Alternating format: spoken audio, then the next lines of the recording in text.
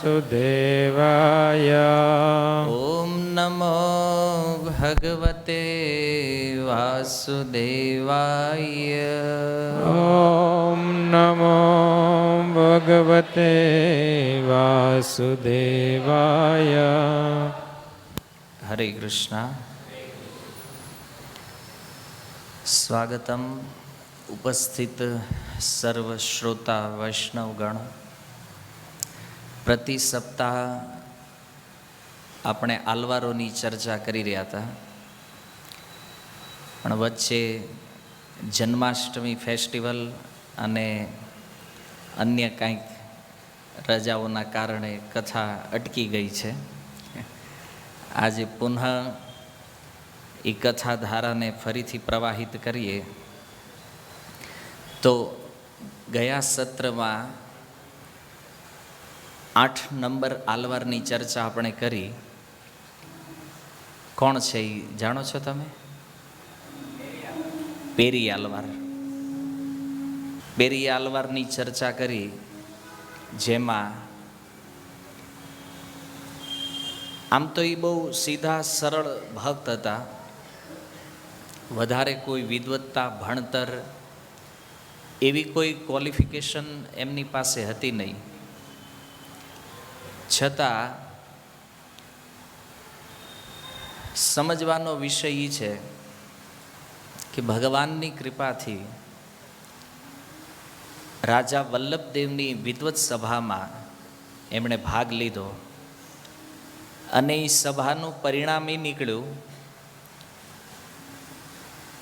કે તમામ વિદ્વાનો એમાં પરાસ્ત થયા. ભગવત કૃપા, ભગવાન વટપત્રશાહી, જે વિલ્લીપુતુર, જે એમનું જન્મસ્થાન છે, એમના અધિષ્ઠાતા દેવ હતા. અને એમની કૃપાથી એમનો એટલો ભવ્ય વિજય થયો કે રાજા વલ્લભદેવે હાથીની અંબાડી ઉપર એની સવારી કાઢી અને અડધું રાજ્ય આપવાની ઘોષણા કરી છે. પણ નિષ્કામ ભક્ત છે એટલે રાજ્યની કોઈ એવી કોઈ લાલસા એના મનમાં હતી નહીં. એમણે રાજ્ય સ્વીકાર કર્યું નહીં. અને એમની જે નિત્ય સેવા હતી, વિલ્લીપુતુર જે ગામ છે એનું જન્મસ્થાન, ને ત્યાંના જે આરાધ્ય દેવ છે ભગવાન વટપત્રશાહી, તો એમની સેવા એ એમનું મુખ્ય પ્રયોજન હતું. એક સુંદર તુલસીનો બગીચો મંદિરના નિકટ બનાવી અને એમાં અન્ય ફૂલ છોડનો ઉછેર કરી પ્રતિદિન ભગવાન માટે માળા બનાવી અને માળા ભગવાન વટપત્રશાહીને અર્પણ કરવાની, આ એમનો નિત્ય ક્રમ હતો. ઘણીવાર આપણા મનની અંદર એવો વિચાર હોય કે આપણી બહુ મોટી મોટી સેવાઓ આપણને ભગવાનના પ્રિય બનાવે છે. આપણા મતમાં મોટી સેવા એટલે જેની લોકો નોંધ લેતા હોય. કારણ કે આમ આપણે રસોડામાં બેસીને વાસણ ઉટકતા હોય તો એ તો કોઈ જોતું નથી, એટલે એમાં આપણી રુચિ નથી. એવી સેવા જેનું પ્લેટફોર્મ બહુ મોટું છે. પણ અહીંયા એક માળા બનાવવાની સેવાથી ભગવત પ્રાપ્તિ કરવાનો વિષય અહીંયા આ પેરી આલવાર જે છે એમણે ચોઈસ કર્યો છે. સતત ભગવાનની કોઈ એક સેવા કરવામાં આવે ને તો એ સેવામાં નિષ્ઠા જાગવાના કારણે વ્યક્તિ ભગવાનનો કૃપાપાત્ર બની જાય છે. અને પેરી આલવાર હવે એ હાથીની અંબાડી ઉપર બેઠા હતા અને ત્યારે ઘટના એ બની કે સાક્ષાત ભગવાન ગરુડજી સાથે પોતાના પાર્ષદો સાથે આકાશમાં પ્રગટ થઈ અને એમની સ્તુતિ સાંભળે છે. એણે જે અદ્ભુત સ્તુતિ કરી છે, જેને તિરુપલ્લાંડુ કહેવામાં આવે છે. પલ્લાંડુ, જે એક એવી વિચિત્ર સ્તુતિ છે કે આજ સુધી ભક્ત ભગવાનથી આશીર્વાદ માગે છે, જ્યારે અહીંયા પેરિયા આલવાર આશીર્વાદ આપે છે ભગવાનને, તમે ઘણું જીવો, 1000 વર્ષ જીવો. તો એક એવી અદ્ભુત સ્તુતિ દ્વારા જેણે ભગવાનનો સાક્ષાત્કાર કર્યો છે એ પેરી આલવાર 8 નંબરના આલવાર છે. અને ત્યાર પછી 9મા નંબરના આલવાર જેની ચર્ચા આપણે આજે કરવાના છીએ, એ 9મા નંબરના આલવાર એની કથા વિચિત્ર છે. કારણ કે અત્યાર સુધી જે આલવારોની કથા આપણે જોઈ એ તમામ આલવારો પુરુષ હતા, અને આ 9 નંબરની જે આલવાર છે એ એક સ્ત્રી છે, એક કન્યા છે, જેનું નામ છે આંડાલ. તો એ આંડાલની ચર્ચા આજનો આપણો મુખ્ય વિષય છે. પેરી આલવારનો જન્મ આપણે સાંભળ્યું કૃતમાલા નદીના તટે થયો, અને કૃતમાલા નદી જે વિલીપુતુર જે સ્થાન છે ત્યાં નિકટતમ વહે છે આજે તે. તો એ નદીના તટે જ્યાં એમનો જન્મ થયો છે, બેયના જન્મસ્થાન સેમ બતાવવામાં આવ્યા છે. એનું કારણ એ છે કારણ કે આ કન્યા જે છે ને એ પેરી આલવારની પુત્રી છે, આંડાલ. 8 નંબરના આલવાર જે છે એને 9 નંબર. તો આ બેયની વચ્ચેનો સંબંધ પિતા અને પુત્રીનો છે. પણ પિતા પુત્રી કઈ રીતે થયા? કારણ કે એ વિચારવા જેવું છે ને, પેરી આલવારે તો વિવાહ નથી કર્યા, તો પુત્રી ક્યાંથી આવી છે? તો એમનો ઇતિહાસ એવું કહે છે કે આંડાલ જે છે એ ભગવાનની શક્તિ છે. તો ભગવાનની ઘણી બધી શક્તિઓ છે, જેમાં શ્રી સંપ્રદાયની અંદર ભગવાનની 3 શક્તિઓની પૂજા મુખ્ય છે. શ્રીદેવી એટલે સાક્ષાત લક્ષ્મીજી, આ લક્ષ્મીજીના જ વિસ્તાર છે અલગ અલગ. બીજી શક્તિ ભગવાનની છે જેનું નામ છે ભૂદેવી, પૃથ્વી. પૃથ્વી તે ભગવાનની પત્ની છે, એ ભૂદેવીથી વૈકુંઠમાં નિવાસ કરે છે. અને ત્રીજી શક્તિ છે ભગવાનની જેનું નામ છે નીલાદેવી. તો આ 3 શક્તિઓમાંથી જે ભૂદેવી છે, તો આંડાલ જે છે એ ભૂદેવીનો અવતાર છે. અને અહીંયા જ્યારે એનો જન્મ થઈ ગયો, જ્યારે એનું પ્રાગટ્ય થઈ ગયું, તો એ ગોદાદેવીના નામથી પ્રસિદ્ધ છે. ગોદાદેવી એનું નામ છે અહીંયાનું. એમના જન્મનો સમય કળિયુગના 100 વર્ષ પછી માનવામાં આવ્યો છે. જ્યારે કળિયુગ શરૂ થયો અને સ્ટાર્ટિંગના જે 100 વર્ષ હતા, 100 વર્ષ પૂર્ણ થયા પછી તરત જ આ આંડાલનો જન્મ થયો છે. અને પેરી આલવારની કન્યા છે. કઈ રીતે પેરી આલવારની કન્યા થઈ? તો એના જન્મની કથા તે અદ્ભુત છે. વિલીપુતુર નામના સ્થાનની અંદર એક કૃષ્ણ મંદિર છે, જે કૃષ્ણ મંદિરની નિકટતમ એક બગીચાની અંદર પર્ણકુટી મને એક સામાન્ય ઝૂંપડી બનાવી અને પેરી આલવાર ત્યાં નિવાસ કરે છે. અને પ્રતિદિન એ તુલસીને જળ અર્પણ કરવું, કે એ તુલસી દલ સાથે ફૂલની કળીઓ વીણી એની માળા બનાવી અને ભગવાન વટપત્રશાહીને અર્પણ કરતા. એટલે ભૌગોલિક દ્રષ્ટિએ એવું છે કે બંને મંદિરોની વચ્ચે આ પેરી આલવાર રહેતા હશે. અને એનો પ્રતિદિન આ ક્રમ હતો ભગવાનને માળા અર્પણ કરવાનો. એક દિવસ એ બગીચામાં જઈ રહ્યા હતા, અને બગીચામાં જતા એણે જોયું કે તુલસીના ઘણા બધા છોડ હતા. જ્યાં એ તુલસીના છોડના જે મૂળ હતા, એક સાથે ખબર ને અનેક છોડ નીકળ્યા હોય એક મૂળમાંથી. જેવી રીતે વાંસની અંદર મૂળ એક હોય પણ અનેક વાંસ એમાંથી પ્રગટ થયા હોય, એમાં તુલસીનું એક ઝુંડ હતું. અને ઝુંડના થડ નીચે એ મૂળમાં એક કન્યા હતી. એણે જોયું જ્યારે, અને એ કન્યાને જોઈ તો જોતા સાથે જ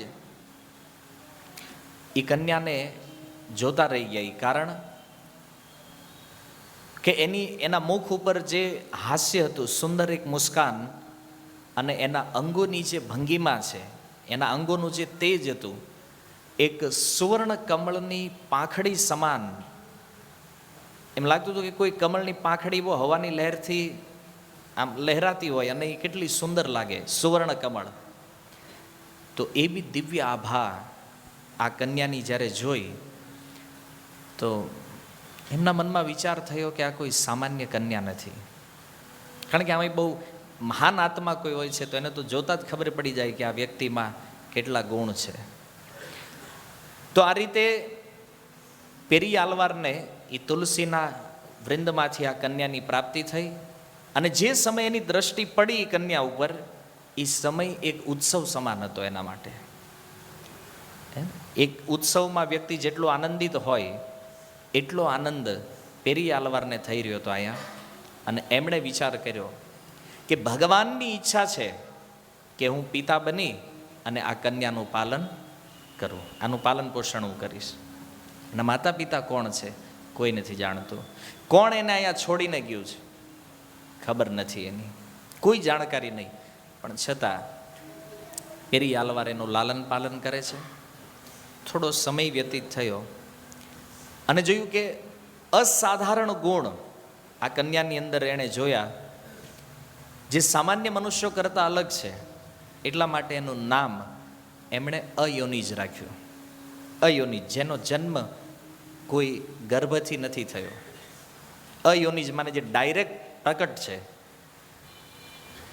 તો અયોનિજ એનું નામ રાખવામાં આવ્યું. અને પેરી આલવાર એના માતા પિતા ગણો, સંરક્ષક ગણો કે જે કયો એ બધું એ જ હતા. એટલે ખૂબ પ્રેમથી એ કન્યાનું પાલન કરવા લાગ્યા. અને જેવી રીતે રામાયણની અંદર સીતાજીનો જન્મ થયો, કંઈક મળતો જન્મ છે આ બંનેનો. કારણ કે સીતાજી લક્ષ્મી સ્વરૂપા છે, આ આંડાલ જે છે એ તે ભગવાનની શક્તિ છે. તો આંડાલના જન્મની કથામાં એક જગ્યાએ આ લખ્યું છે કે બગીચામાંથી પ્રાપ્ત થઈ છે. અને એક કથા એવી પણ છે કે તુલસીના છોડ જે હતા ત્યાં કંઈક ખોદકામ કરવું પડે ને, જે લોકો ખેતી કરતા હોય બગીચાની અંદર એને, તો એ જમીનમાંથી આ કન્યાનું પ્રાગટ્ય થયું છે. જેવી રીતે સીતાજી મહારાજ જનકને જમીનની અંદરથી પ્રાપ્ત થયા છે, એમ આ કન્યાએ તે જમીનની અંદરથી પ્રાપ્ત થઈ છે. અને એના શરીર ઉપર માટી લાગેલી હતી એ બધું સાફ કરી. હવે જમીનની અંદર કોઈ કન્યા જીવે તો એ તો આશ્ચર્ય છે ને, એ કોઈ કન્યા જીવિત છે, મતલબ કે કોઈ સામાન્ય નથી. અને સામાન્ય બાળક આ રીતે પ્રકટ થાય નહીં. તો એનું નામ અયોનિજ પછી બીજું નામ એનું જે પડ્યું છે એ છે ગોદાદેવી. ગોદાનો અર્થ થાય પૃથ્વી, અને ગોદાદેવીનો અર્થ છે પૃથ્વીથી ઉત્પન્ન થયેલી જે કન્યા છે અથવા પૃથ્વીથી ઉત્પન્ન જે દેવી છે એને ગોદાદેવી કહેવામાં આવે છે. ત્રીજો અર્થ એ આપવામાં આવે છે, ગો શબ્દનો અર્થ છે સ્તોત્ર, અને દાનો મતલબ છે આપવું. તો ભગવાનને જે સ્તોત્રની માળા અર્પણ કરે છે એનું નામ એ શું છે? ગોદા. તો આ રીતે એને તમિલ ભાષાની અંદર ગોદાદેવી જે નામ પ્રાપ્ત થયું છે અને તમિલમાં આંડાલ કહેવામાં આવે છે. આંડાલનો એક અર્થ થાય માતા. તો એમના બાલ્યકાળની જે કંઈક લીલાઓ વર્ણિત છે શાસ્ત્રની અંદર, આ ગોદાદેવી ભગવત શક્તિ હોવાના કારણે દિન પ્રતિદિન એનું શારીરિક માનસિક જે સુંદરતા છે પૂર્ણિમાના ચંદ્રની સમાન વધવા લાગી. અને ઇન શોર્ટમાં યદિ એમનો પરિચય એમના સ્વરૂપ કે વ્યક્તિત્વનો આપીએ તો એ જે તુલસી વન હતું એ તુલસી વનની શોભા છે આ ગોદાદેવી. આવું સ્વર્ણિમ આભાવાળું રૂપ, ઉન્નત દ્રષ્ટિ અને પ્રસન્નચિત્ત મુદ્રા, એનો સ્વભાવ હરેક વ્યક્તિને વિસ્મિત કરી દેતો, આનંદિત કરી દેતો. અને એના એ દિવ્ય રૂપને જોઈ જેટલા લોકો એને જોતા, ખાસ કરીને તો પેરી આલવારના જે શિષ્યો હતા, તો એ જોતાની સાથે એને લાગતું કે આ ભૂદેવીનો અવતાર છે. અને એવું જ લાગતું કે આ શક્તિ છે ભગવાનની. અને એટલા માટે એ પેરી આલવારના જેટલા પણ શિષ્ય હતા એ બધા એને જ્યારે જોતા તો બહુ પ્રેમથી જોતા, અને બીજું કીધું છે વિસ્મયતાથી. વિસ્મયતાથી જોવાનું એટલે હવે તમે વિચાર કરો કે સાક્ષાત ભગવાનની શક્તિ જ્યારે પૃથ્વી ઉપર પ્રગટ થાય, અને પૃથ્વી ઉપર પ્રગટ થાય ત્યારે આપણને પહેલાં ખબર પડી જાય કે આ લક્ષ્મીજી છે, આ કન્યા જે છે એ લક્ષ્મી છે. તો વિચાર કરો કે એને જ્યારે જ્યારે આપણે જોઈએ તો કેવો ભાવ આપણી અંદર થાય છે, વિસ્મિતતા થાય ને, કે સાક્ષાત ભગવાનની શક્તિ આપણી આસપાસ, સાક્ષાત લક્ષ્મીજી અહીંયા પ્રગટ જઈ રહી છે. તો જ્યારે જ્યારે એનું દર્શન થતું આ લોકોને બહુ વિસ્મિતતા થતી. સાક્ષાત દિવ્યતાની મૂર્તિ, અને એ રૂપમાં આ લોકો એને સન્માન આપતા. બાળપણની અંદર બાળકોની રુચિ સ્વાભાવિક, આપણને ખબર છે બાળકોને રમવામાં વધારે રુચિ હોય છે, એને રમતગમતને વધારે પ્રોત્સાહન આપતા હોય છે. પણ આ અન્ય બાળકોથી અલગ છે. સામાન્ય બાળક ક્યાંક હળીમળી અને અન્ય લોકોની સાથે રહેવાનું પસંદ કરે છે, જ્યારે અહીંયા આ ગોદાદેવી સદૈવ એકાંતમાં રહેવાનું પસંદ કરે છે. એકાંત જગ્યાએ, કોઈ એવું નહીં કે કોઈની સાથે વધારે મળવું છે, ફરવું છે, આ તે બાળપણથી જ. અને અન્ય જે બાળકો હતા તો એની હારે રમવાનો તે કોઈ ચાન્સ નહીં, કોઈ રમત નહીં. ત્યાં સુધી એના જીવન ચરિત્રમાં લખ્યું છે કે એના પિતા સિવાય કોઈની સાથે આ ગોદાદેવી વાત પણ કરતા નહીં. ચર્ચા કરવાની હોય કાંઈ કેવલ પેરી આલવાર સાથે, અન્ય કોઈ વ્યક્તિ સાથે. ક્યારેક ક્યારેક ચિંતનમાં મગ્ન થઈ જાય, ચિંતન એટલું ગહન થઈ જાય તો ક્યારેક ક્યારેક હસવા લાગે, ક્યારેક કૂદે. બાળ સહજ સ્વભાવ છે છોકરાઓની, પણ એ રમતનું સ્થાન એ કેટલું છે, એ તુલસી વન, એની બહાર ક્યારેય ગયા હશે એવો કોઈ પ્રસંગ કે એવો કોઈ ઉલ્લેખ નથી એ તુલસી વનથી બહાર બાળપણના સમયમાં. તો એ તુલસી વન જ એનું ક્રીડા સ્થાન હતું. અને તમે વિચાર કરો કે તુલસી વનને જ વૃંદાવન કહેવામાં આવે છે. એટલે આ વિલીપુત્ર જે છે આજના સમયમાં ગણો તો શ્રી સંપ્રદાયનું વૃંદાવન છે બ્રજ. કારણ કે તુલસીને જ વૃંદા કહેવામાં આવે છે, અને જ્યાં અનેક તુલસીના છોડ છે એ વૃંદાવન છે. તો હંમેશા પોતાના ચિંતનમાં મગ્ન કોઈ વૈષ્ણવ જ્યારે એને જોતા તો એવું લાગતું કે એક દાર્શનિક વ્યક્તિત્વ છે, એક ફિલોસોફર, એક સાધુ સ્વભાવનું વ્યક્તિત્વ એની અંદર દેખાતું. હજી ઉંમર તો બહુ નાની છે એની. અને એના ગુણોના વિષયમાં એક વાક્યમાં એટલું કહી શકાય કે એક કન્યા સંત છે, બાળકીના રૂપમાં, પણ એક સંત કરતાં કોઈ ઓછી ઉપમા નથી. અને સુકુમાર અવસ્થાની અંદર જ પવિત્રતા અને ભક્તિનું પ્રદર્શન કર્યું એણે. એકદમ જેની પ્યોરિટી જેને આપણે કહીએ છીએ ભક્તિની અંદર, એ પવિત્રતા એટલી હાયર સ્ટાન્ડર્ડની હતી એ સામાન્ય સંતોને જોઈને આશ્ચર્ય થતું કે આ ઉંમરની અંદર આ રીતની પવિત્રતા અને ભક્તિ લગભગ અસંભવ વસ્તુ છે. આવું અદ્ભુત પ્રદર્શન એમણે કર્યું. અને સમય વીતતા જેમ જેમ એની ઉંમર વધી મતલબ 8 વર્ષ આસપાસ જ્યારે એની ઉંમર થઈ તો તુલસી વનની અંદર માળા બનાવવામાં, અર્ચન પૂજા અને તુલસીના પાણી પાવું, એને છોડ ઉછેર કરવો, આ તે પેરી આલવાર જ્યારે માળાઓ બનાવતા હોય તો એમાં ભગવાનનું અર્ચન કરતા હોય, પૂજન કરતા હોય. અને બપોરના સમયે એમના ઘરે એક પ્રવચન થતું, પેરી આલવાર ક્લાસ આપતા, અને એમના શિષ્યો જે હતા એ શ્રવણ કરતા ત્યાં. તો એ પ્રવચનમાં બેસી આ બધાની અંદર પિતાનું અનુસરણ કરતી, આ બધાની અંદર પેરી આલવારને જ્યાં જ્યાં સહાયતાની જરૂર પડે હરેક જગ્યાએ સહાયતા આપતી એમને. અને આખો દિવસ એનો આમાં વ્યતીત થાય. તુલસીવનથી લઈ અને સાંજે પિતાની સેવા કરવી ત્યાં સુધીનો આખો દિવસ સમય પસાર થાય. અને જેવી સંધ્યા થાય, રાત્રિનો સમય, તો સંધ્યા સમય ભગવાનના નામનું કીર્તન કરતી, ભગવાન નામ ઉચ્ચારણ. જે એનો શ્રી સંપ્રદાય અનુસાર જે કાંઈ નિયમ કે માળા જે કાંઈ મંત્ર છે, પણ હરિનામ ઉચ્ચારણ અને દિવસ આખો સેવામાં વ્યતીત, આ એનો ક્રમ હતો નિત્ય પ્રતિદિન. અને બધાની એની હાજરીમાં આ ગોદાદેવી જ્યારે ક્યાંય પણ ઉપસ્થિત હોય પ્રવચનમાં કે મંદિર, ત્યાં જે કૃષ્ણ મંદિર છે ત્યાં, તો એ હરેક સ્થાનની અંદર એની હાજરીમાં હરેક વ્યક્તિ આદરપૂર્વક વર્તન કરતા. 8 વર્ષની કન્યા છે, હજી 8 વર્ષની ઉંમર એ થઈ નથી એની, તો એ અવસ્થાની અંદર રીતે એ આવી જાય એટલે બધા એકદમ સંયમિત, અનુશાસન, કોઈ પ્રકારનું આમ તેમ આડાવળી ચર્ચાઓ નહીં, અને આત્મસંયમથી વ્યવહાર કરતા. ભલે ગમે એટલા મોટા મોટા ભક્તો હતા, પણ ગોદાદેવીની ઉપસ્થિતિમાં કોઈ સહેજે આમ તેમ અનુશાસનથી બહાર નહીં. હસી મજાકનું તો કોઈ સ્થાન જ નથી અહીંયા. કોઈ પ્રકારની કોમેડી નહીં, કોઈ પ્રકારનું એન્જોયમેન્ટ નહીં. કેમ? કારણ કે આનું એક જ એન્જોયમેન્ટ છે, અને એ છે ભગવાન. તો આ રીતે જ્યારે દાર્શનિક વિષય ઉપર પ્રવચનો ચાલતા, જેવી રીતે કે વૈષ્ણવ ભાવ, સમર્પણ ભાવ, નિસ્વાર્થતા, તો આ બધા વિષયોને બહુ ધ્યાનપૂર્વક સાંભળવાના હોય ત્યારે પલાઠી વાળીને બેસી જતી.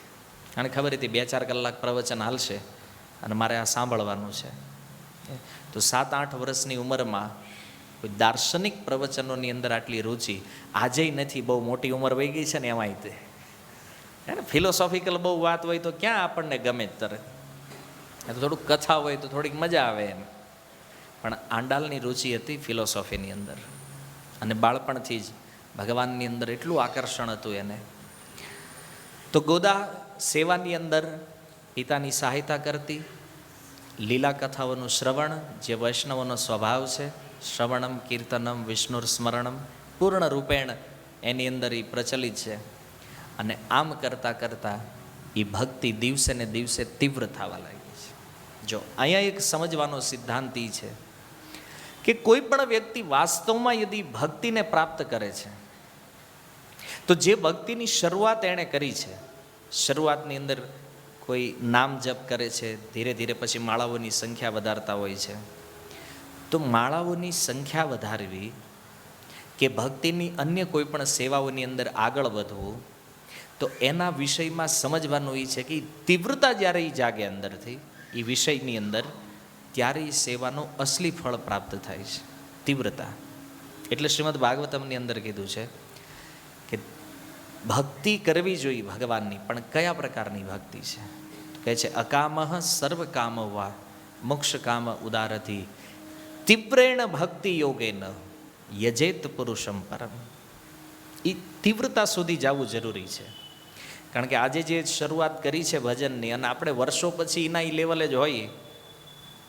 ભક્તિમાં માળા વધે કે ન વધે એ મહત્વપૂર્ણ નથી. મહત્વપૂર્ણ છે એ તીવ્રતા વધવી જોઈએ. અને તીવ્રતા વધે એટલે બાકી બધું અપને આપ વધે. અહીંયા ભાગવતનો એ શ્લોક પ્રમાણે તીવ્રેણ ભક્તિ યોગેન, અને જેની ચર્ચા આગળના આલવારોની કથાઓમાં આપણે કરી. રૂપ ગોસ્વામીએ જે શ્લોક આપ્યો છે, તત્ર લોલ્યમ અપિમૂલ્યમ. ભક્તિને પ્રાપ્ત કરવાની એકમાત્ર વસ્તુ છે એ આ તીવ્રતા છે, લાલસા છે. તો જો એનો જન્મ થયો ત્યારથી એણે સેવા તો શરૂ કરી દીધી. પહેલાં હાર બનાવતા હતા, ધીરે ધીરે ધીરે, પણ એ સેવાઓથી એની ભક્તિમય તીવ્રતા, લીલા કથાઓના શ્રવણ કરવાના કારણે એ તીવ્રતા એટલી વધતી ગઈ. અને આ તીવ્રતા આપણી વધવી જોઈએ કથા શ્રવણમાં. કે આજે આપણે કથા સાંભળતા સાંભળતા સાંભળતા ક્યારેક એવું થાય કે તીવ્રતા ગુમાવી બેસીએ છીએ. બહુ સાંભળી લીધું, હવે બહુ શ્રવણ કરી લીધું, હવે આરામ કરશું. આપણે ઉલટી દિશામાં તીવ્રતા લઈ જઈએ છીએ. સાંભળ્યા કથા ખૂબ સાંભળી, એનો અર્થ શું છે? ખૂબ કથા સાંભળવાનો અર્થ છે આ જગતમાં કથા સિવાય હવે બીજું કાંઈ સાંભળવું નથી. એક રુચિ એવી જાગૃત થઈ જાય કે કથા સિવાય બીજું કાંઈ શ્રવણ કરવું નથી. આ તીવ્રતા છે. આપણે તે તીવ્ર થઈ જાય ક્યારેક, પણ ઊંધી દિશામાં થઈ જાય. એને સાધન સંપન્ન કરી નાખીએ છીએ પૂરું, એકદમ ખતમ. કથા બધી સાંભળી લીધી છે અમે, હવે કાંઈ સાંભળવાનું બાકી નથી આપણે. બુક્સ બધી વાંચી લીધી છે આપણે, હવે કાંઈ વાંચવાનું બાકી નથી. એ તીવ્રતા નથી. અહીંયા તીવ્રતાનો અર્થ છે ભગવાનને પ્રાપ્ત કરવાની લાલસા, અને એના માટે જે વસ્તુ અભિધેય જેને બતાવવામાં આવ્યું છે, એ ક્રિયાઓ, એની અંદર જે લાલસાઓ વધવી, એ તીવ્રતા વધવી, આને ભક્તિ કહેવામાં આવે છે. અને આ તીવ્રતા વગર કોઈ વ્યક્તિ ભગવત પ્રાપ્તિ કરી શકે નહીં, અસંભવ છે. આગળના 8 આલવારોમાં એ તીવ્રતા છે, અને એ જ આ 9માં. પણ અહીંયા એની ચર્ચા વિશેષ એટલા માટે છે કારણ કે આ એક સામાન્ય બાળકની વાત છે. એટલે તો બહુ મોટા મોટા આચાર્યો છે બધા, પણ આમ ભલે એ બહુ મોટા હોય, પણ તત્વતઃ જુઓ તો બધા કરતાં મોટા કોણ છે? ગોદાદેવી, કારણ કે ભગવાનની પત્ની છે ને. ઓલા તો કોઈક આયુધો છે, તો આયુધ કરતાં વિશેષ સ્થાન પત્નીનું હોય છે. શક્તિ છે ભગવાનની. એટલા માટે એ લીલા કથાઓના શ્રવણથી એની ભક્તિ તીવ્ર થવા લાગી. મનમાં બીજો કોઈ વિચાર નથી ભગવાન સિવાય. અને જેમ જેમ તીવ્રતા વધતી ગઈ એમ એક ચિંતા વધવા માંડી, એક ચિંતા થવા લાગી કે મેં આટલી સેવા કરી છે. આ તીવ્રતાના કારણે એક વિચાર એના મનમાં આવી રહ્યો છે, તો આજ સુધી મને ભગવાનનું દર્શન કેમ નથી થયું? આ એની ચિંતા છે, એનો વિચાર છે. શા માટે ભગવત દર્શન નથી થયું મને? અને આપણે આપણા દોષો ઉપર ક્યારેય પ્રશ્ન નથી કરતા. હું આટલા સમયથી જપ કરું છું, શા માટે મારું મન માળામાં લાગતું નથી? શા માટે મને નિયમ પાલન કરવામાં આળસ થાય છે? શા માટે? જ્યાં જ્યાં વીકનેસ છે એ પ્રશ્ન પોતાના મનને પૂછવા જેવો છે, પણ ત્યાં આપણે પૂછતા નથી. શા માટે ભગવાનમાં પ્રીતિ નથી, પ્રેમ નથી? પ્રશ્ન પૂછો આપણે? નથી પૂછતા. આ પૂછવા જેવું છે, કારણ કે જે પ્રશ્ન કરે છે એની જિજ્ઞાસા વધે છે, અને જેની જિજ્ઞાસા વધે છે એની તીવ્રતા આપને આપ અપ થઈ જાય છે. વારંવાર ચિંતા દ્રઢ થતી ગઈ, ભગવાનનું દર્શન થયું નથી, અને જીવનનું એકમાત્ર લક્ષ્ય બનાવી દીધું ભાગવત દર્શન. ભગવાનને પ્રિય કેવી રીતે થવું, આની સિવાય મારા જીવનનું બીજું કોઈ લક્ષ્ય નથી. એ તીવ્રતાના કારણે એણે પોતાની જાતને તૈયાર કરી ભગવાનના દર્શન માટે, ભગવાનને યોગ્ય થવા માટે, ભગવાન મારો સ્વીકાર કરે. આંડાલ પોતે વિદવત વ્યક્તિ છે, ભલે બાળક છે, પણ વિદવત્તા એક વિદ્વાનની સમાન છે. પણ અન્ય જ્યારે કોઈ વિદ્વાનો બેઠા હોય તો એ ક્યારેય પોતાનો સંદેહ પ્રગટ ન કરતી. સૌમ્ય ભાવથી, થોડા અડધા ખુલેલા નેત્ર હોય, અને અડધા ખુલેલા નેત્રની જે મુદ્રા છે, એક આસનનો એક પ્રકાર છે. પદ્માસનની અંદર બેસી અડધા નેત્ર ખુલ્લા રાખી નાકની અણી ઉપર પોતાની દ્રષ્ટિ જે છે એને સ્થિર કરી અને ભગવાનનું ધ્યાન કરતી. આ મુદ્રામાં બેઠી રહેતી. આમ જોવામાં એક સામાન્ય કન્યા, પણ ભક્તિના અનુશાસનવાળી એક સંત વ્યક્તિ છે આંડાલ. 10 વર્ષની ઉંમર જ્યારે થઈ એની, 10 વર્ષની ઉંમરમાં સંસ્કૃત અને તમિલ ભાષામાં વિદ્વત્તા પ્રાપ્ત કરી લીધી. 10 વર્ષે, જ્યારે આપણને હજી સંસ્કૃત હરખું વાંચતાય ન આવડતું હોય, આ ગુજરાતી હરખું ન ફાવતું એમાં, ત્યારે આ તો 2 ભાષામાં વિદ્વાન છે, મતલબ ગ્રંથ લખી શકે. અને એના લેખ જ્યારે જોયા પેરી આલવારે અને એમના જે શિષ્યો હતા, અન્ય વિદ્વાનોએ જોયા, તો એ લેખ એટલા સુંદર હતા. એ લેખ ઉપરથી ખબર પડી એની બુદ્ધિમત્તા અને એ જે વિલક્ષણતા એની અંદર. એક એક લેખ એટલા અદ્ભુત હતા કે ક્યારેક ક્યારેક પેરી આલવાર અને એમના શિષ્યો આશ્ચર્યમાં પડી જતા કે આટલી નાની બાળકીને ભગવાનના વિષયમાં આ બધી વસ્તુઓ કેવી રીતે ખબર છે. પણ એ પછી સ્વીકારી લેતા કે આ દૈવી ગુણથી સંપન્ન દિવ્ય ગુણવાળી કન્યા છે, એટલે આની ઉપર કોઈ વિચાર કરવો આપણા માટે યોગ્ય નથી. સમય વીતતો ગયો. એક દિવસ એક ઘટના બની અદ્ભુત, અને જે ઘટનાથી આ ગોદાદેવીએ આલવારોની અંદર પોતાનું નામ, મતલબ પરફેક્ટ કરી દીધું કે આ એક આલવાર છે 9મા નંબરમાં. એ ઘટના હતી, એક દિવસ પેરી આલવાર ક્યાંક બહાર ગયા છે, અને બહાર ગયા તો એનો પ્રતિદિન એક ક્રમ હતો કે એ જે તુલસી વનમાંથી જે પત્ર લાવે, તુલસીના પાંદડા અને જે કળીઓ લઈને આવતા, એની સુંદર માળા બનાવી, સવારમાં વહેલા માળા બનાવીને એક ટોપલીમાં મૂકી દે. હવે માળા બનાવી અને ટોપલીમાં મૂકી પેરી આલવાર બહાર ગયા. આંડાલે એ માળા જોઈ, અને માળા જોઈ એટલે એ માળા એને એટલી પસંદ આવી ગઈ, એ માળા એણે પહેરી લીધી. વિચારો, જે માળા ભગવાનને પહેરાવાની છે એ માળા એણે પહેરી લીધી.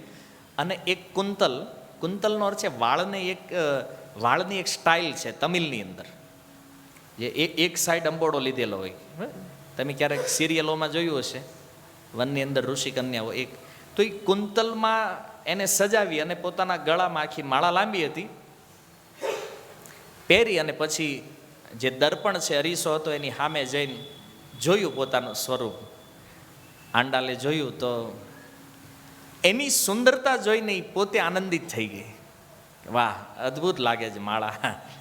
અને એને વિશ્વાસ થઈ ગયો કે આ સુંદરતા મારે જાળવી રાખવી પડશે, કારણ કે આ જે મારો શ્રૃંગાર છે અને આ આટલી સુંદર જો હું શ્રૃંગારથી લાગીશ તો મતલબ કે રંગનાથજીને અનુકૂળ છે, મતલબ હું પ્રિય લાગીશ રંગનાથજીને, કારણ કે ભગવાનને સ્વીકાર કરાવવાનો છે ને, પોતાના શરીરનો તેને પોતાનો બધું જ સર્વસ્વ અર્પણ કરવાનું છે ભગવાનને. તો કે મારી સુંદરતા ભગવાનને પસંદ આવશે, અને એણે આ માળા પહેરી લીધી. પણ અહીંયા એક વાત ધ્યાન રાખવા જેવી એ છે કે કોઈ પણ વસ્તુ ભગવાનને ઓફર કરતાં પહેલાં એને ક્યારેય કોઈ વ્યક્તિએ સ્વીકાર કરવું જોઈએ નહીં,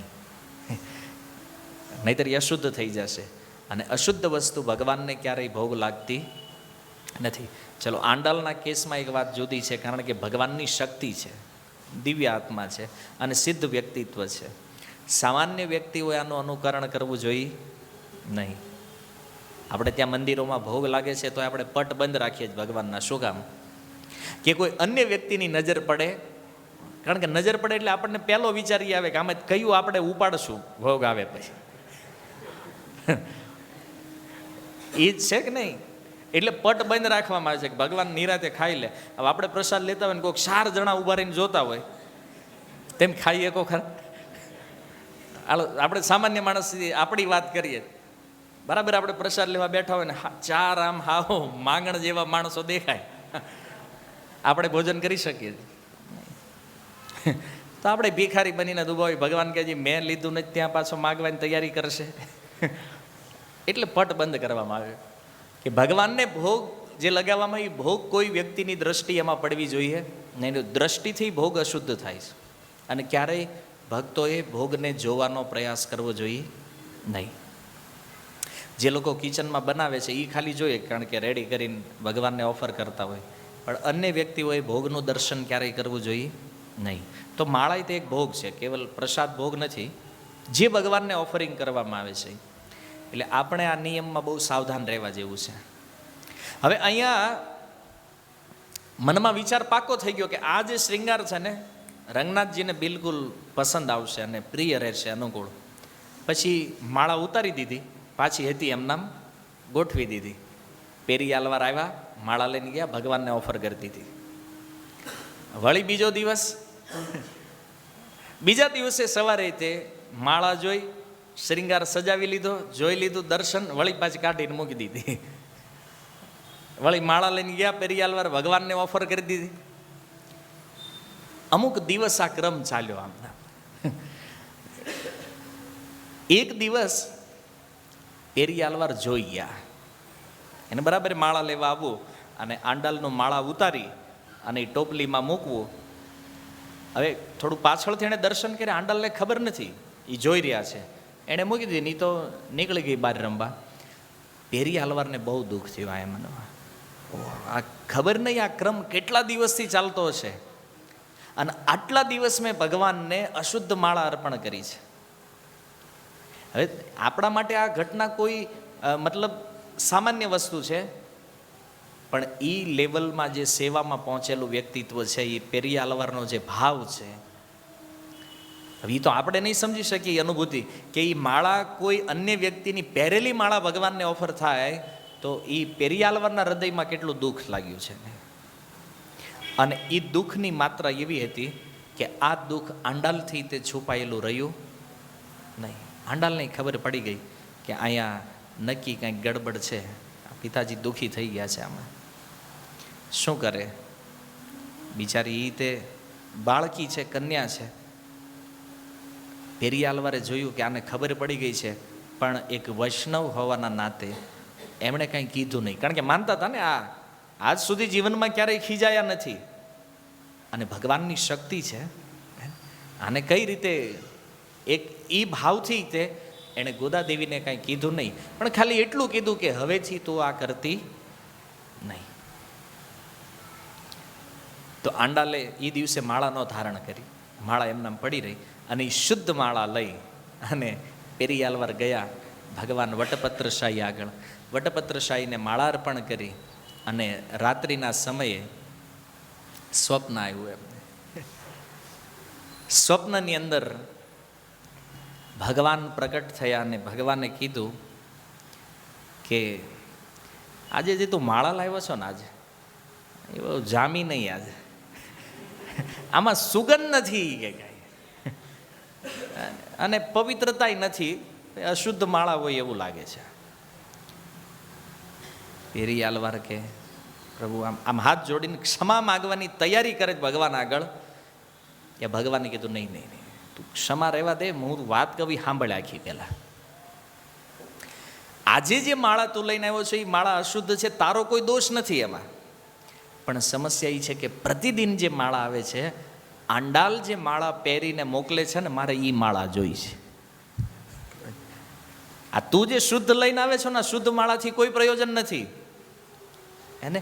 અને એક વાત સાંભળે, આંડાલનો જન્મ જ એટલે થયો છે કે એ પોતાની પહેરેલી માળા મને પહેરાવી, એટલે તો એનું પ્રાગટ્ય થયું છે. અને એ જ્યારે માળા ધારણ કરે છે ને, અને એની જે સુગંધ એ માળામાં આવે છે, અને એ માળા મને જે પ્રિય લાગે છે ને, અને હું નક્કી કરું છું કે આજ પછી બીજાની માળા હાલશે નહીં મારે. ભગવાને કીધું એ જ માળા જોઈ મારે, બીજી કોઈ માળા હું નહીં પહેરું. ભગવાને કીધું એટલે હવેથી જે માળા તું મારી હાટું લઈને આવ્યો ને, એ માળા પેલા ગોદાને પહેરાવજે, એને અર્પણ કરજે, અને એ માળા ઉતારીને જે આપે એ માળા મને ઓફર કરવાની છે. તો આ રીતે જ્યારે ભગવાને વચન કીધું અને પછી ભગવાન ગાયબ થયા, અને જેવા ગાયબ થયા પેરિયા અલવાર જાગ્યા, અને જાગીને તરત જ પેલા પુત્રીને બોલાવી અને કીધું કે આજે મને એક સ્વપ્ન આવ્યું હતું, એવું અદ્ભુત સ્વપ્ન છે, અને એમાં ભગવાન આવ્યા હતા, બહુ પ્રસન્ન થયા. માળાવાળી વાત ન કરી, કીધું ભગવાન આવ્યા, ખૂબ પ્રસન્ન થયા.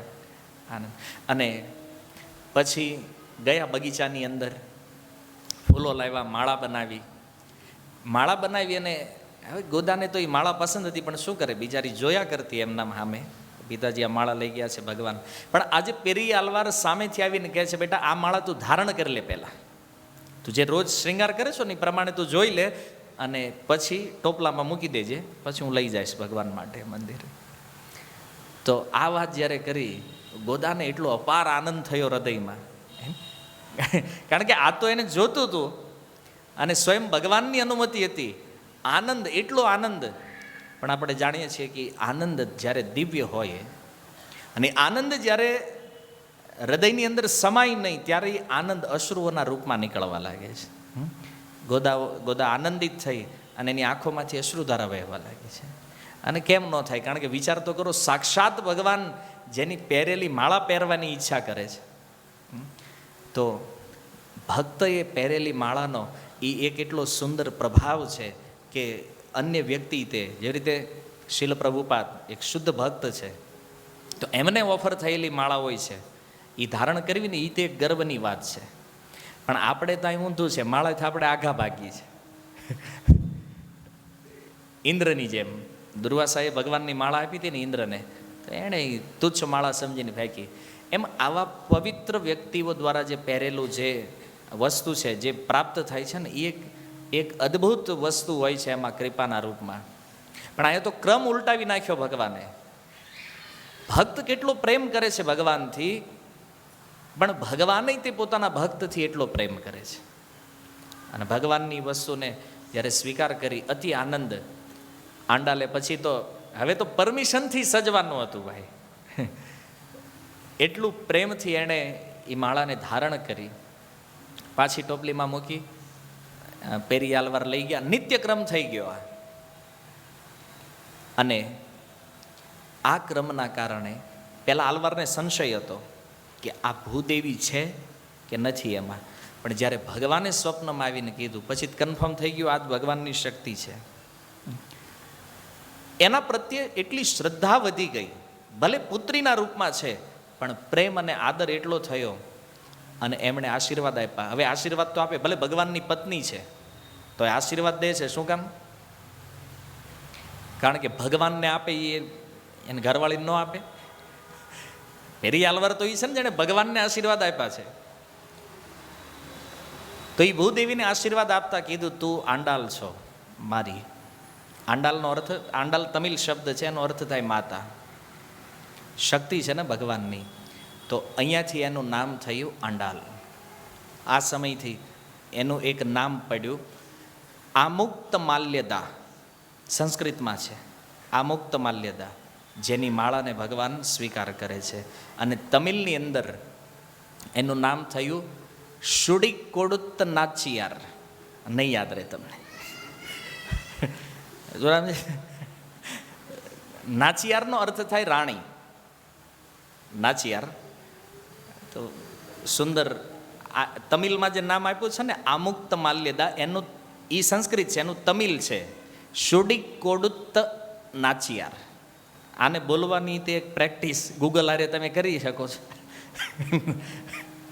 ઓલું ગૂગલ ટ્રાન્સલેટમાં ઉચ્ચારણ આવે છે ને, તો શબ્દ નાખીને તો ત્યારથી એનું નામ આ એક પ્રસિદ્ધ થયું તમિલની અંદર. એક સમયની ઘટના છે કે આ રીતે જ્યારે પ્રતિદિન માળાઓ અર્પિત થવા લાગી, ભગવાનમાં એનો પ્રેમ દિન પ્રતિદિન વધતો જાય છે અને તીવ્રતા એટલી છે. તો એક દિવસ સવારે વહેલી સવારનો સમય છે, જ્યારે પેરી આલવાર નહોતા જાગ્યા હજી. તો એ સમયે આંડાલ જે છે એ બગીચામાં ક્યારેક ક્યારેક રમવા માટે જાય છે. તો અહીંયા એક દિવસ અચાનક પેરી આલવાર જાગીને જોયું તો આંડાલ નથી પથારીમાં. બહાર નીકળીને જોયું તો તુલસીનું જે વન છે એ વનની અંદર એ રમી રહી છે. રમતા રમતા કોઈને પકડવાનો પ્રયાસ કરે છે.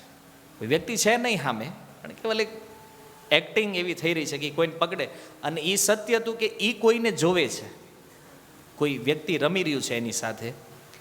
આલવાર જોઈ રહ્યા છે અને થોડી વાર થઈ એણે નામ લઈને બોલાવ્યું, કૃષ્ણ. ભગવાન કૃષ્ણના નામનું વારંવાર ઉચ્ચારણ કરી રહી છે, કૃષ્ણની પ્રશંસા કરી રહી છે. અને તમારું મોરપંખ સુંદર છે, તમારી બાંસુરી સુંદર છે, આ તે જે એનો શ્રૃંગાર હતો એનો. અને રીતે એને પકડવાનો પ્રયાસ કરી રહી છે. પેરી આલવારને સમજતા વાર ન લાગી કે જેની સાથે રમી રહી છે એ કોણ છે? સાક્ષાત ભગવાન કૃષ્ણ છે. કારણ કે આજ તો એનું વ્રત છે અને ગોદાદેવી જે છે એ બ્રજની ગોપી છે.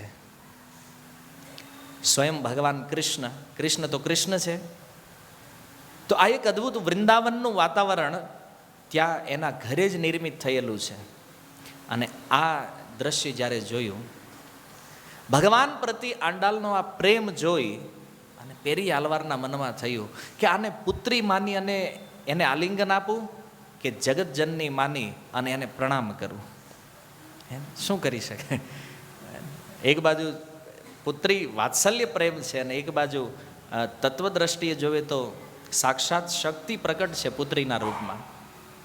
હવે એને પિતા માનીને વહાલ કરવું કે પછી એને ભગવાનની શક્તિ સમજી અને પૂજા કરવી, પેરી આલવારનું મગજ કામ કરતું નથી. કોનું મગજ કામ કરે આમાં, આવી પરિસ્થિતિમાં? તો આ રીતે જ્યારે આંડાલને ખબર પડી કે મને કોઈ જોઈ રહ્યું છે, જોયું પિતાજી જોઈ રહ્યા છે, તો આંડાલ એને સમજ પડી ગઈ કે આ કાંઈ મતલબ અચાનક ને જ જોયું, પણ એ મને ક્યારના જોઈ રહ્યા છે. અને શરમાઈ અને પાછી ભાગતા આવી પિતાના ખોળામાં બેસી ગઈ. આલવાર પરમ પ્રસન્ન હતા. અને ભગવત પ્રેમના કારણે એ સંદેહ હંમેશા એના મનમાં બનેલો રહ્યો કે આને પુત્રી માનું કે માતા માનું. 12 વર્ષ વ્યતીત થયા, મતલબ આંડાલ એની ઉંમર 12 વર્ષની થઈ ત્યારે તો એ પૂર્ણ રૂપે તમિલ અને સંસ્કૃતની વિદ્વાન બની ગઈ. અધ્યયન કરતી. પેરિયાલવાર દ્વારા જે ગ્રંથો ભણાવવામાં આવ્યા છે, જે શાસ્ત્ર એમણે ત્યાં મૂક્યું છે, એનો બધાનો અભ્યાસ કર્યો એણે. અને 12મા વર્ષે પોતાની જાતે શ્લોકોની રચના કરતી થઈ ગઈ. 12 વર્ષે જાતે શ્લોક રચના કરતી. અને એના રચેલા શ્લોક પેરિયાલવાર અને એના શિષ્યો અચંબિત કરી દેતા એને, કે આવા અદ્ભુત શ્લોક તો અમે આટલા મોટા વિદ્વાન છીએ તોય નહીં. હાલાકી પેરિયાલવારે તો તિરુપલ્લાંડુ જે સ્તુતિ ભગવાનની લખી એ આપને આપમાં એક દિવ્ય છે, જેને દિવ્ય પ્રબંધમમાં સ્થાન મળ્યું છે. પણ છતાંય પેરિયાલવાર, જેને ભગવત દર્શન થઈ ચૂક્યું છે, એવા મહાન ભક્ત હોવા છતાં જ્યારે આંડાલના લખેલા શ્લોકો જોતા ને આશ્ચર્યચકિત થઈ જતા. અને આવા અનેક પ્રસંગો એમના જીવનમાં બન્યા, જેનાથી એ વાત તો કન્ફર્મ થઈ ગઈ કે આ ભૂદેવી છે સાક્ષાત. એમના શિષ્ય અને બહારના લોકોએ તે સાક્ષાત ભૂદેવીનું સ્વરૂપ સમજી અને એમનો આદર કરવા લાગ્યા. હવે 12 વર્ષ જ્યારે પૂર્ણ થયા અને 13, 14, 15 વર્ષની ઉંમરમાં જ્યારે ગોદાદેવીનો પ્રવેશ થયો, એ સમયે એના પિતાને એક ચિંતા થઈ આના વિવાહ કરવાની, જે સામાન્ય પિતાઓની તે ચિંતા હોય છે. ભલે બધું માને છે, આ ભગવત શક્તિ છે, આ તે બધી વસ્તુ છતાં એના વિવાહની ચિંતા. સેમ થિંગ મહારાજ દશરથને જે પ્રમાણે ચિંતા થઈ રામાયણની અંદર, કે સીતાજીનું એક અદ્ભુત શક્તિ સ્વરૂપ એણે જોયું હતું જ્યારે એણે શિવ ધનુષ ઉઠાવ્યું ત્યારે. તો એ શિવ ધનુષ ઉઠાવવાના પ્રસંગથી મહારાજ જનકના મનમાં એ ચિંતા થઈ હતી, નાના વિવાહ કોની યારે કરવા, કારણ કે કોઈ સામાન્ય કન્યા નથી. તો અહીંયા તો એ પ્રશ્ન થયો કે આના વિવાહ. પણ આંડાલનો જે પ્રેમ છે એ કોઈ સામાન્ય ભક્તના પ્રેમ જેવો નથી. આ આંડાલનો પ્રેમ ગોપીઓના સ્તરનો પ્રેમ છે. ગોપીઓની તીવ્રતા જેમ ભગવાનમાં વધતી ગઈ, એમ આની તે પ્રેમની તીવ્રતા એટલું ઝડપથી પ્રાપ્ત થઈ રહી છે. અને આંડાલ તો પહેલેથી જ પોતાને માને છે કે હું ભગવાનની પ્રેમિકા છું. એ ગામ જે છે વિલ્લીપુતુર, એ ગામ જ એના માટે બ્રજ વૃંદાવનથી કોઈ કમ નથી. અને સમય વ્યતીત થયો, એના પિતાએ, ઘણા લોકોના મનમાં વિચાર હતો કે આના આટલી સુંદર કન્યા છે, આટલી તેજસ્વી છે અને આટલી વિદ્વાનય છે, આના વિવાહ કોની સાથે થશે? બહુ લોકોના મનમાં આ જિજ્ઞાસા હતી. પણ એક દિવસ પેરિયાલવાર જઈ અને આંડાલને પૂછે છે ડાયરેક્ટ કે મારો વિચાર છે કે હવે તારા વિવાહ કરી દેવા જોઈએ. તો આંડાલ કહે છે વાંધો નહીં, વિવાહ કરીએ, પણ આપણે ઈષ્ટદેવને તો પૂછવું પડશે ને, જેની સેવા પૂજા આપણે, જે કૃષ્ણની ભક્તિ આપણે કરીએ છીએ બાળપણથી, એને જઈને પૂછીએ વિવાહ કોની હારે કરવા છે. તો પેરિયાલવાર અને આંડાલ બે જાય છે એ કૃષ્ણ મંદિરની અંદર, જે ભગવાન કૃષ્ણનું મંદિર હતું. અને ત્યાં જઈને ભગવાન કૃષ્ણને કીધું કે મારે વિવાહ કરવાના છે, પણ મારા યોગ્ય કોઈ વર હોય તો એની શોધખોળ મારા પિતા શરૂ કરવા જઈ રહ્યા છે. પણ જ્યાં સુધી મને ખબર છે કે પ્રભુ તમારાથી શ્રેષ્ઠ બીજું કોઈ છે નહીં. પેરિયાલવાર બહાર હતા, ગર્ભગૃહની અંદર આંડાલ પ્રાર્થના કરે છે ભગવાનને, હું જેને ચાહું એને મને પતિના રૂપમાં યદિ જો તમે પ્રાપ્ત કરાવી દેશો તો 100 મટકા પોંગલ, ત્યાંની એક સ્વાદિષ્ટ વાનગી છે સાઉથની, આજે મળે છે પ્રસાદમાં, દૂધ ને ગોળ ને લીલા ચણા ને બધું મિક્સ કરીને પ્રસાદ બનાવવામાં આવે છે ત્યાં. અને 100 મટકા માખણ, અને કૃષ્ણ સ્વરૂપ છે ને, આ હું તમને ઓફરિંગ કરીશ, જો મારે જેની સાથે વિવાહ કરવા છે એની હારે તમે નક્કી ગોઠવી આપો તો. પ્રસાદની ઓફરિંગ વાત થઈ ગઈ. પ્રાર્થના કરી આંડાલ આવી ઘરે. પેરી આલવારને પૂછ્યું કે તમે મારા વિવાહની વાત કરો છો, કોની સાથે મારા વિવાહ કરાવવા જોઈએ? બોલે તારી શું ઈચ્છા છે? પૂછ્યું સ્વાભાવિક એક પિતા જેમ પુત્રીને પૂછે, એને પૂછ્યું તારે કોની સાથે વિવાહ કરવાની ઈચ્છા છે?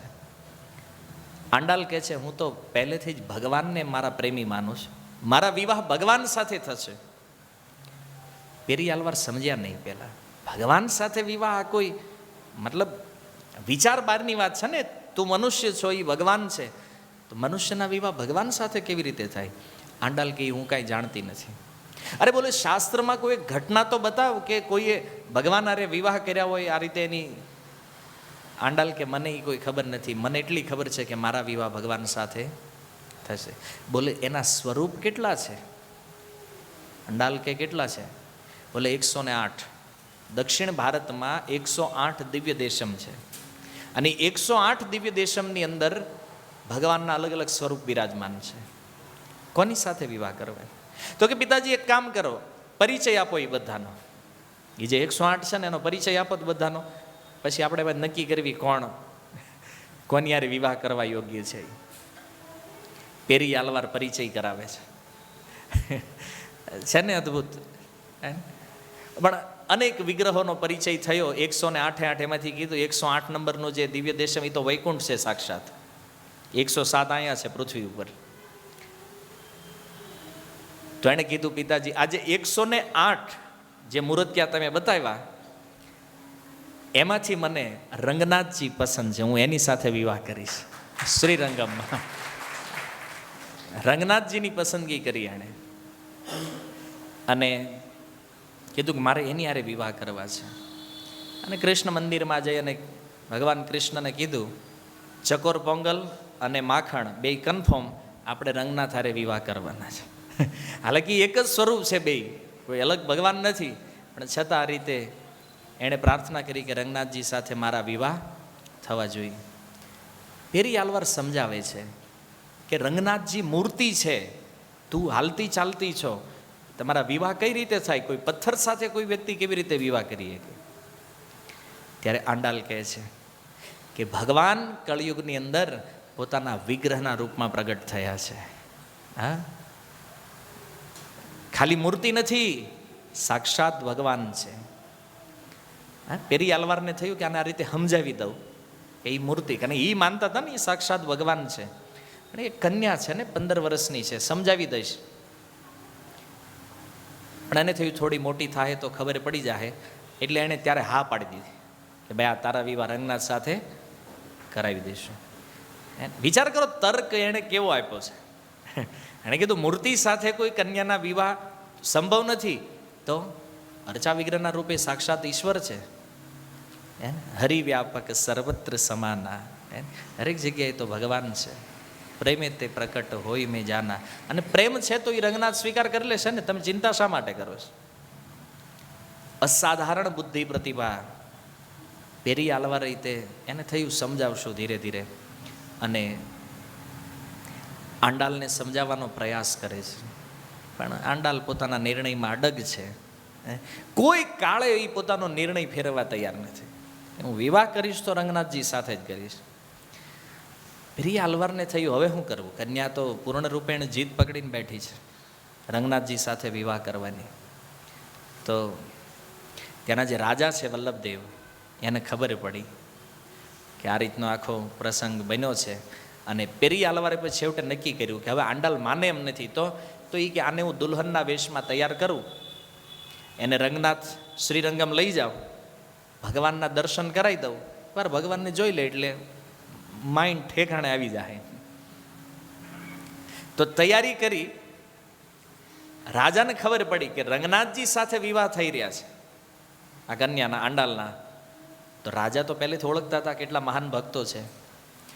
રાજા અને રાણી બંને કીધું અમે આવશું હારે, અને આના વિવાહનો જે કાંઈ ખર્ચ થાય બધો ખર્ચ રાજ્ય તરફથી અમારા, કારણ કે અડધું રાજ્ય તો તમારું જ છે, તમે રાજ્ય તો લીધું નથી, એટલે આ આંડાલના વિવાહનો ખર્ચ જે છે અમે આપશું બધો. અને એ રંગનાથ મંદિરના એક પૂજારીને ખબર પડી, ક્યાંક કથા એવી લખાણેલી છે કે ભગવાનને સ્વપ્નમાં આવીને એને કીધું કે મારા વિવાહ થવાના છે આંડાલારે, તો તમે જાઓ તૈયારી કરીને સામે, અને સામેથી તમે માગું નાખો ને, ભગવાન કહે છે ને. પણ અહીંયા જે કથા લખાણી છે એમાં એ છે કે એ પુરોહિત જે છે એ રાજા સાથે કંઈક સંપર્કમાં હતા, અને રાજાએ એને કીધું કે આ વિવાહ, તો કે વિવાહની તમામ વ્યવસ્થાની જવાબદારી મારી ઉપર છે, એટલે જે કાંઈ ત્યાં વિધિ વિધાનો મંત્રોચ્ચાર યજ્ઞ ઇત્યાદિ કરવું એ. તો એ બ્રાહ્મણ, રાજા, રાણી, આંડાલ અને પેરિયાલવાર બધા લોકો નીકળ્યા શ્રીરંગમ જવા માટે. તમે વિચાર કરો એ દ્રશ્ય કેવું હશે કે એક કન્યાના વિવાહ થવા જઈ રહ્યા છે, અને દુલ્હો કોણ છે? ભગવાન સ્વયં પોતે. ઘણા લોકોએ કીધું કે આ બધા ભગતડાઓનું છટકી ગયું લાગે છે, કારણ કે બુદ્ધિશાળી હોય ને ગામમાં, બુદ્ધિશાળી માણસોએ વિચાર કર્યો એ કે આ બધા ગાંડા ભેગા થયા, હારે હારે આપણા રાજા બગડ્યા. એ કે બોલો તો ભાઈ ભગત છે એને ખબર નથી, પણ આવડાને ભાન પડવી જોઈએ કે નહીં કે કોઈ મૂર્તિ હારે કોઈ વિવાહ કરે છે. જે હોય એ પછી ડાયા માણસો રહ્યા નાન્ય, આ લોકો પહોંચ્યા શ્રીરંગમ. અને હવે અહીંયા બધે જાન લઈને વરાજો આવે છે, અહીંયા દુલ્હનની જાન તૈયાર થઈ. હવે ભગવાનની સાથે વિવાહ તો એમ તો કાંઈ નથી, અને રાજાએ તૈયારી કરી છે. તો જે કાંઈ એ સમયનું સંગીત, વાદ્ય, શોભાયાત્રા જેવી ભગવાનની નીકળી હોય ને એવું ભવ્ય આયોજન એ રાજા દ્વારા કરવામાં આવ્યું. અને શ્રીરંગમમાં બધા જોતા રહી ગયા. એ કે આજ તો કોઈ શોભાયાત્રા છે નહીં, તો આટલું મોટું જુલુસ, આટલું મોટું સરઘસ કોણ આવી રહ્યું છે? તો ખબર પડી કે એક કન્યા જેના વિવાહ ભગવાન સાથે થવાના છે. જાન પ્રવેશી મંદિરની અંદર. તમે જે લોકો શ્રીરંગમ ગયા છે એને ખબર છે કેટલું વિશાળ મંદિર છે. એ જેવા અંદર એન્ટર થયા, અને એન્ટર થતાં થતાં એક પછી એક દિવાલોને પાર કરીને જ્યારે એ ગયા અંદર ભગવાન રંગનાથ પાસે, જેવું મેન ગર્ભગૃહ આવ્યું તો જે પાલખી હતી, પાલખીમાંથી આંડાલ નીચે ઉતરે છે. ત્યારે એની ઉંમર 15 વર્ષ છે. નીચે ઉતરી અને ચાલતા ચાલતા ભગવાનનું જે ગર્ભગૃહ છે, તો બાકીના લોકો અટકી ગયા, રાજા, પેરિયાલવાર. કારણ કે તમે સાઉથના મંદિરોમાં એ જોયું હશે કે મંદિરની અંદર પ્રવેશવાનો અધિકાર ખાલી બ્રાહ્મણનો જ હોય, ત્યાંના પૂજારી જે છે. સામાન્ય વ્યક્તિઓને અંદર જવા દેવાની પરમિશન નથી. તો આ લોકો બહાર ઊભા રહી ગયા. અને ઓલા પુરોહિત છે એ થોડાક વૃદ્ધ હતા, તો બિચારા જે પહોંચે ત્યાં આંડાલ સ્પીડથી ચાલતા ચાલતા એ ભગવાન રંગનાથજીના વિગ્રહ પાસે જાય છે. અને વિગ્રહ પાસે જઈ ભગવાન રંગનાથજી સૂતેલા છે, ભગવાન રંગનાથજીના ચરણોનો સ્પર્શ કરે, અને જેવો ચરણ સ્પર્શ કર્યો એવું જ એમનું શરીર જે છે એ અપ્રગટ થઈ ગયું, મતલબ ભગવાનની અંદર વિલીન થઈ ગઈ. આંડાલ 15 વર્ષની ઉંમરની અંદર એણે ભગવત પ્રાપ્તિ કરી. આ માયાવાદીઓનું વિલીન થવું ને આ બે અલગ વસ્તુ છે. મતલબ ભગવાનને નિત્ય લીલાની અંદર પ્રવિષ્ટ કરી લીધા. ને 15 વર્ષની અંદર ભગવાનની પ્રાપ્તિ કરવાવાળા આ સૌથી નાની વયના આલવાર જે છે એ આંડાલ છે, 15 વર્ષ. અને આ રીતે સમર્પણ તો થઈ ગયું ભગવાનને. આ બાજુ પેરિયાલવાર બહુ દુઃખી થયા, શોક, રડવા લાગ્યા. એક સામાન્ય પિતા જેમ પોતાના સંતાનોને ખોઈ નાખે અને રડવા લાગે. ભગવાન રંગનાથને પ્રાર્થના કરે છે, એને મારી આંડાલને પાછી આપો તમે. રાજા સમજાવે છે કે મહારાજ, તમે એ હાથી ઉપરથી સ્તુતિ કરી છે ભગવાનની, સાક્ષાત મહાવિષ્ણુને, હે ને, એ જ ભગવાન આજે તમારા જમાઈ બની ગયા છે. શા માટે શોક કરો તમે? અને વિચાર કરો, ભગવાન તમારા જમાઈ બન્યા, તમારું પદ કેટલું ઊંચું થઈ ગયું છે. તમારી પુત્રીના વિવાહ થયા છે, એની હારે ઉત્સવ મનાવવાનો સમય છે, શોક કરવાનો નથી. અને વિચાર તો કરો, સાક્ષાત જેના જમાઈ ભગવાન છે. તો આ રીતે રાજાએ એને સમજાવી અને શોક નહીં કરવા માટે કીધું. આંડાલનું જીવન ચરિત્ર જે છે એ આપણા માટે બહુ સમજવા લાયક છે. સમજણ એ છે આમાં કે કોઈ પણ વસ્તુ ભગવાનને પ્રેમથી અર્પિત કરવામાં આવે, ભગવાન સ્વીકાર કરે છે. આપણે ત્યાં ભક્તિમાં ઘટવાવાળી જે વસ્તુ છે ને એ તીવ્રતા છે. એ તીવ્રતા નથી પકડાતી, કારણ કે ત્યારે સંસાર વચ્ચે ઘૂસી જાય છે. થોડીક તીવ્રતા પકડાવી ત્યાં આપણો વ્યવહાર, પરિવાર, આ તે બધું, જેના કારણે આપણે ભગવાનની સેવામાં ખૂબ ત્રુટીઓ રાખતા હોઈએ છીએ. સેવા પ્રત્યે ક્યારેક ક્યારેક અપરાધના કારણે આપણી સેવાઓ છૂટી જાય છે. એમ એ કેવલ આપણા અનર્થોના અહંકારના કારણે આવું થાય છે. કોઈ સેવા આપણે કરતા હોય અને સેવા જ્યારે આપણે છોડી દઈએ તો ઘણા લોકોના મનમાં એવું થાય ભક્તને કે ચાલો મેં સેવા છોડી દીધી એટલે હું મતલબ મેં બહુ સારું કામ કરી દીધું છે, હવે આ લોકોને ખબર પડશે. અરે ભાઈ, તમે ભગવાનની સેવા છોડો તો લોસ તમારો છે. આ કોઈ અન્ય વ્યક્તિ સેવા કરશે. કારણ કે ભગવાનથી દૂર થઈ જવું એમાં લોસ વ્યક્તિનો પોતાનો છે. એમ અન્ય કોઈ વ્યક્તિને કોઈ અસર નથી આમાં. આંડાલ પોતાના જીવનથી આ વાતને ચરિતાર્થ કરી કે સેવાનો અવસર વ્યક્તિએ ક્યારેય ગુમાવવો જોઈએ નહીં. નાનામાં નાની સેવાય તે ભગવાનને ખૂબ પ્રિય છે, ખૂબ પસંદ છે. અને નાનામાં નાની સેવા દ્વારા તે ભગવાનને પ્રસન્ન કરી શકાય છે. વિચાર કરો, પેરી આલવારે આખું જીવન માળા અર્પણ કરતા રહ્યા ભગવાનને, આખું જીવન, વોલ લાઈફ. ભગવાન પ્રસન્ન થયા એની સેવાથી. આ રીતે શુદ્ધ ભાવથી સેવા, શીલ પ્રભુપાદનું એક સ્ટેટમેન્ટ છે આની ઉપર કે કોઈ વ્યક્તિ આ ભાવથી જો સેવા કરતો રહે તો સંન્યાસ ધારણ કરે છે જે લોકો, એ સંન્યાસીઓ કરતા તે આ સેવા કરવાવાળો શ્રેષ્ઠ છે. સંન્યાસ બહુ ઊંચી વસ્તુ છે, પણ છતાં આ રીતે પ્રેમથી જે સેવામાં લાગેલો છે એ સંન્યાસીઓ કરતાં ઉપરના સ્તરને પ્રાપ્ત કરી જાય છે. એટલા માટે આ આંડાલ જે છે એનું એક બહુ મહત્વપૂર્ણ સ્થાન આ આલવારોની પરંપરામાં રહ્યું છે. આગળ જતા શ્રી સંપ્રદાયમાં એક આચાર્ય થયા શ્રીપાદ રામાનુજાચાર્ય.